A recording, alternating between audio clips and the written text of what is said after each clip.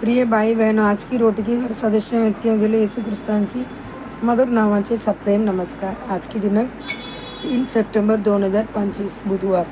देवाची उपस्थिती आणि त्यांची वचनावरील ध्यान. शांत बसा आणि जाणून घ्या की मी देव आहे. मी राष्ट्रमध्ये उजावला जाईन, पृथ्वीवर उजावला जाईन. स्तोत्र 46 अध्याय 10 वचन.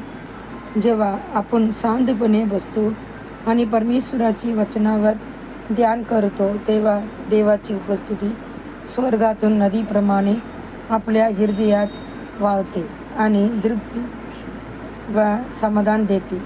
तुम्ही वाचलेल्या शास्त्रवचनांना मनात आणा, त्या उत्तरावर विचार करा, ध्यान करा आणि त्यावर मनन करा. असे केल्याने तुम्ही केवळ देवाची उपस्थितीच नाही तर असंख्य आशीर्वादही अनुभवू शकता. जेव्हा परमेश्वराने योशुआला कानान जिंकून वारसा घेण्यासाठी निवडले तेव्हा त्याला देवाची उपस्थितीची गरज होती. म्हणून परमेश्वराने प्रथम त्याला आपली उपस्थिती वचन दिली.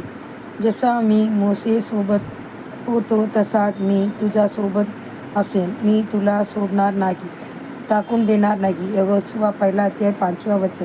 त्यानंतर परमेश्वराने यहोशुआला सांगितले की व्यवस्था पुस्तक तुझ्या तोंडापासून दूर होऊ नये, परंतु तू दिवस रात्र त्यात ध्यान कर, जेणेकरून त्यात लिहिलेले सर्व काही पाळण्याकरीत तू दक्ष राखशील. कारण देवाची तू आपल्या मार्ग यशस्वी करशील आणि देवाच तुला चांगले यश मिळेल. यहोशुआ 1 अध्याय 8 वचन. तुम्ही बायबल वाचू शकता, अभ्यास करू शकता, अगदी पाठही करू शकता, पण खरी गोष्ट म्हणजे तुम्ही त्यावर ध्यान करता का? ध्यानाची वेळीच देवाची सामर्थ्य तुमची आत्म्याला बळकट करते. ध्यानाशिवाय देवाची वचनातील गोड सत्य कुणीही समजू शकत नाही. दावीद ध्यान करणारा मनुष्य होता, म्हणून त्याने लिहिले, धन्य तो मनुष्य जो परमेश्वराच्या व्यवस्थेत आपली प्रसन्नता शोधतो आणि त्यांची व्यवस्थेत तो दिवस रात्र ध्यान करतो. स्तोत्र 1 अध्याय 2 वचन. त्याने केवळ लिहिलेच नाही तर ते जगलेही. जेव्हा मी माझ्या सह्यावर तुला आठवतो तेव्हा मी रात्रीची भागरिया तुझ्यावर ध्यान करतो. स्तोत्र 63 अध्याय 6 वचन. ध्यान म्हणजे काय?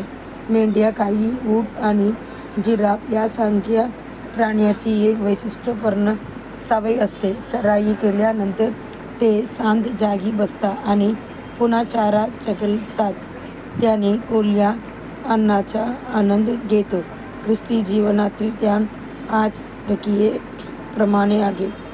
देवाची मुलांनो, तुम्ही वाचलेल्या शास्त्राची भागाला आठवा आणि त्यावर विचार करा. येथील धडा काय आहे? चेतावणी काय आहे? आशीर्वाद काय आहे?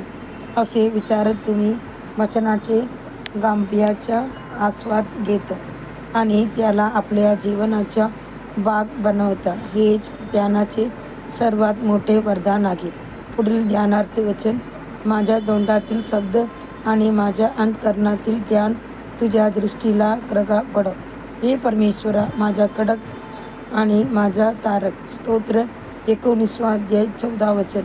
आजचे बायबल वाचन सकाळी. स्तोत्र 140 अध्याय, 141 अध्याय आणि 142 अध्याय.